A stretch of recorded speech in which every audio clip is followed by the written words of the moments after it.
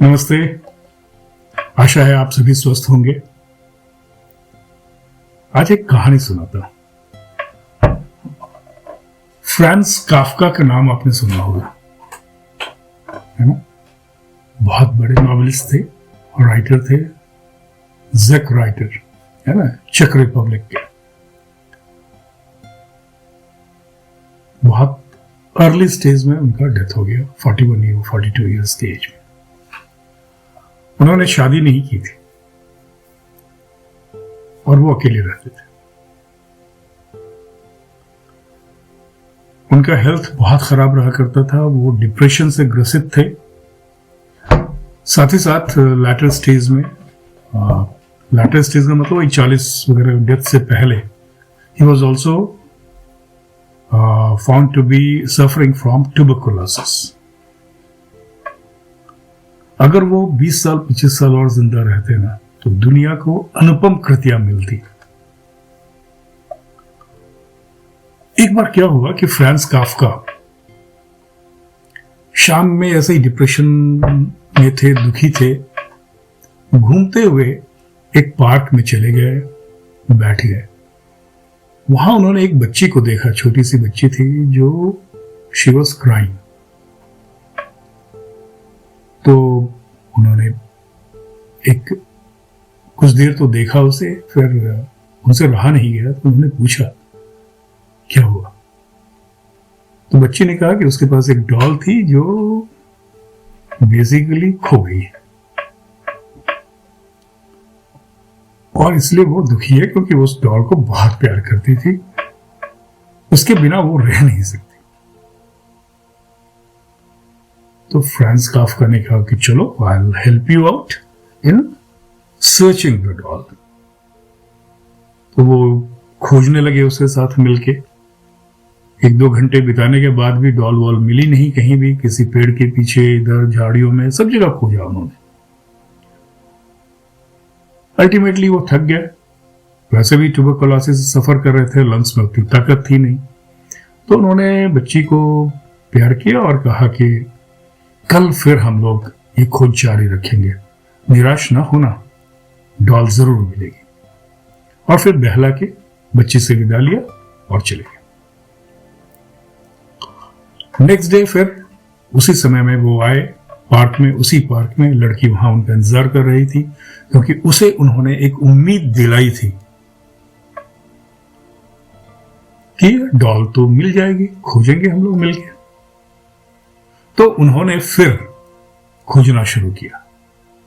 2-3 घंटे फिर बिताए, फिर डॉल नहीं मिली। तो गुड़िया बहुत रोने लगी, वो बच्ची बहुत रोने लगी। उसने कहा देखिए मेरी डॉल नहीं मिल रही है, मैं तो रह ही नहीं पाऊंगी इसके बिना। तो उन्होंने कहा कि तुम्हारी डॉल चली गई है कहीं पे और उसने मुझे एक लेटर लिखा था, वो किसी अच्छे पर्पस के लिए गई है और उसने मुझे चिट्ठी दी थी। कल मैं घर गया था तो वो चिट्ठी मेरे पास आई थी, लेकिन मैं उसे लाना भूल गया, तो कल मैं लेके आता हूं। वो लड़की बड़ी खुश हो गई, बच्ची। अच्छा, डॉल ने आपको चिट्ठी लिखी, उसने आपको ये खत लिखा, आप लेके आना। And she stopped crying as if the doll has not lost, वो कहीं है और अब उससे उसका कम्युनिकेशन स्थापित हो जाएगा, इस उम्मीद में फ्रांस काफका वापस घर गए। नेक्स्ट डे वो आए, उन्होंने एक हस्तलिखित चिट्ठी दी जो कागज का टुकड़ा था। लड़की को पढ़ना नहीं आता था, बच्ची को पढ़ना नहीं आता था, तो इन्होंने पढ़ के उसे सुनाया। उसमें डॉल ने लिखा कि मैं कुछ काम से कहीं गई हुई हूं, यहां ये दुनिया बहुत अच्छी है, यहां पे मैं ये कर रही हूं। उसने अपने बारे में डिस्क्राइब किया, दुनिया के बारे में ब्यूटीफुली डिस्क्राइब किया, फ्लावर्स के कलर डिस्क्राइब किए, रेनबोज डिस्क्राइब किए, स्काई डिस्क्राइब किया, बादल डिस्क्राइब किया, चिड़िया, तितलियां, जितने तरह की चीजें उस बच्ची को खुश करने के लिए बोली जा सकती थी, सब उसने बताई। और कहा कि तुम चिंता मत करना, after 15 days I will come back, I will try to come back, return back to you. और लेकिन I definitely write you every day a letter. तो लड़की ने इनसे कहा कि अच्छा वो चिट्ठी लिखेगी मुझे, तो आप मुझे लोग लाके रोज पढ़ा दोगे? उसने कहा यस, चिट्ठी तो मेरे ही पास आएगी, मैं आके तुम्हें रोज पढ़ा दूंगा। रोज फ्रांस काफ्का आते पार्क में, उस बच्ची को एक नई चिट्ठी बताते, वो नया डिस्क्रिप्शन होता, नई कहानियां होती, नए तितलियां होती, नए माहौल क्रिएट किए जाते, और 15 दिन तक यही सिलसिला चलता रहा। 15वें दिन उस लड़की का इंतजार, उस डॉल का इंतजार वो लड़की कर रही थी। तो उसने कहा वो आई नहीं। फ्रांस काफ्का ने कहा कि नहीं, वो किसी और काम में बिजी हो गई है, उसने ये चिट्ठी लिखी है और उसने लिखा है कि मैं कल पहुंचूंगी, आज नहीं आ पा रही हूं। Next day France Kafka brought a doll, he bought a doll from the market. जैसा उस लड़की ने डिस्क्राइब किया था उसी तरह का कोशिश किया उन्होंने और उसको लेके आए, और साथ ही साथ एक चिट्ठी भी दी, वो अपने पास रखे हुए थे। जब उन्होंने डॉल दिया, ये देखो आ गई है तुम्हारी डॉल वापस, तो लड़की ने उसे देखा लेकिन कहा ये थोड़ा सा बदली बदली लग रही है, मेरी डॉल तो ऐसी नहीं थी, इसका रंग थोड़ा टैंड हो गया है, इसके बाल थोड़े ब्राउनिश हैं, उसके तो एकदम गोल्डन हेयर थे। तो फ्रांस काफ्का ने चिट्ठी निकाली और पढ़ा कि मैं जहां रहती थी ना, वहां बहुत काम करना पड़ता था,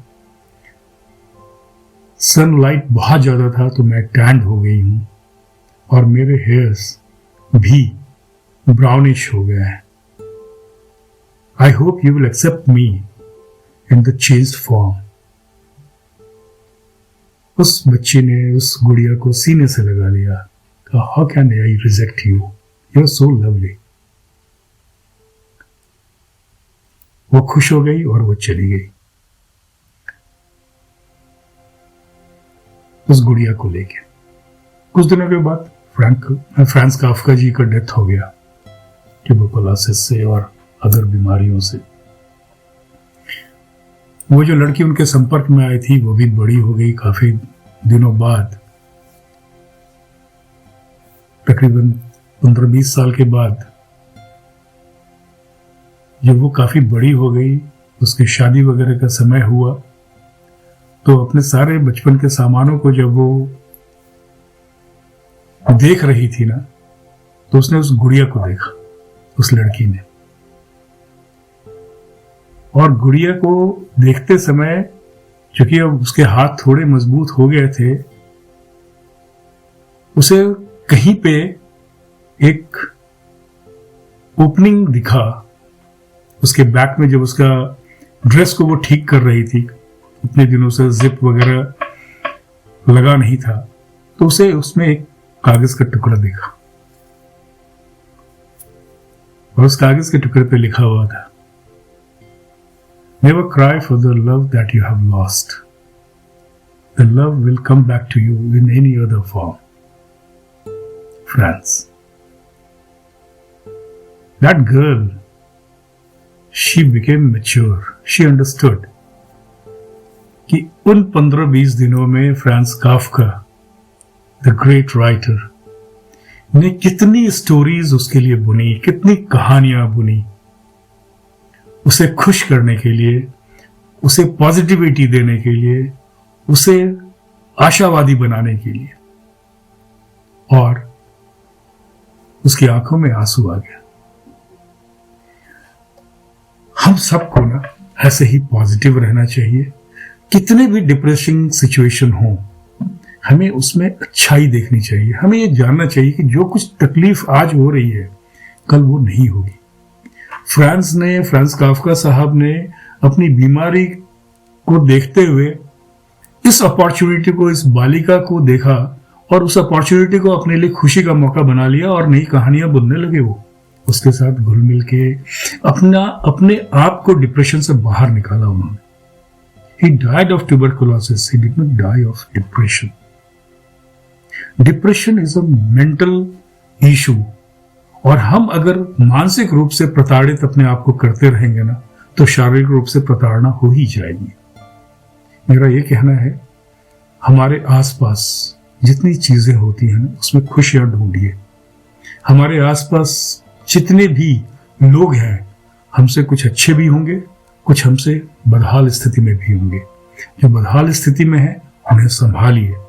जो खुश हैं उनसे सीखिए कि वो क्यों खुश हैं और उनसे हम क्या सीख सकते हैं.